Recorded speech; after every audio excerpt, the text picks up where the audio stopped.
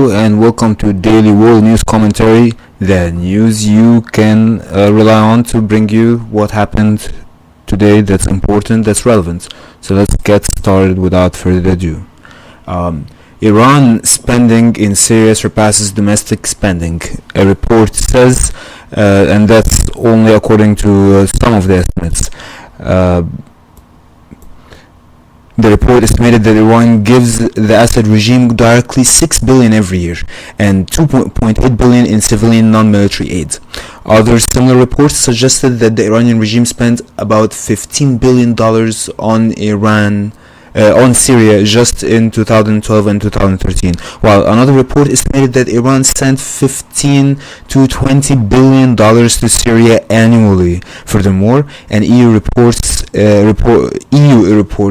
estimate that the cost of the Iranian military presence in Syria, Iraq, and Lebanon costed $16.5 billion annually.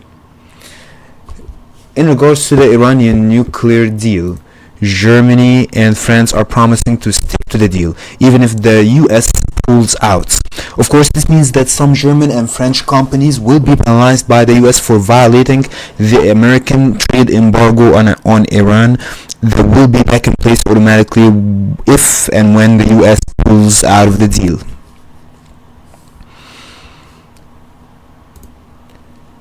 In Israel, a missile warning has been issued in an unofficial manner.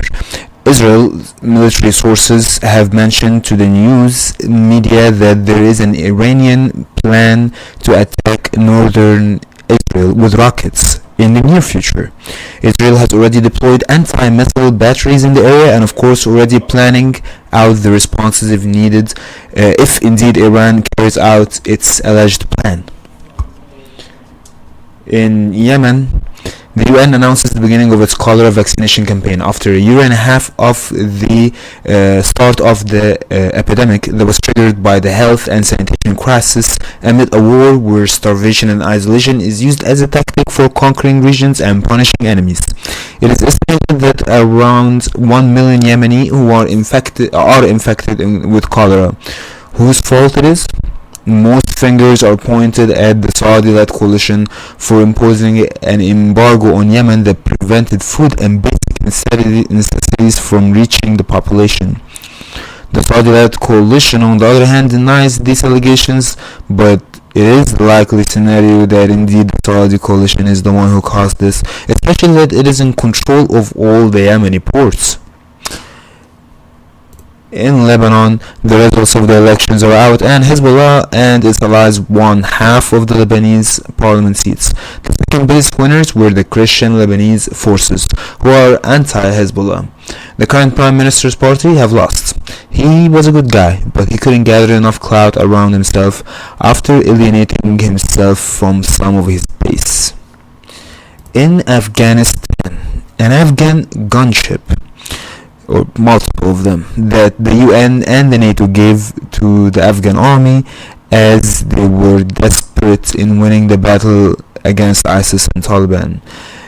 These gunships have killed and wounded 107 individuals in an attack last month, according to an UN report of the incident that showed up today. That was concluded today. They fired, according to some witnesses, 12 rockets into a piece of land that was the size of a football field.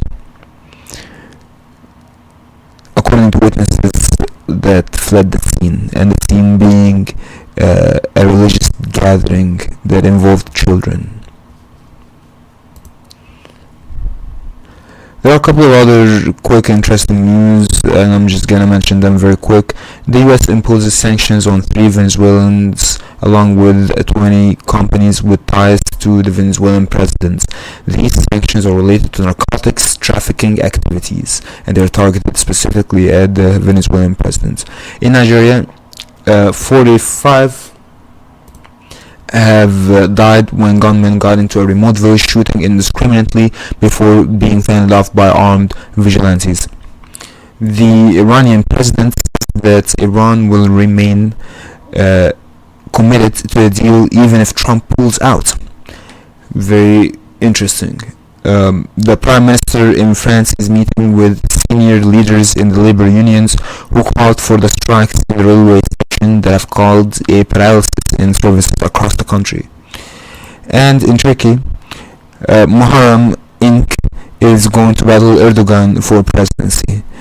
I'm curious whether he would be jailed soon. Let's see how democratic is Turkey in its first check mark towards the presidential elections in June.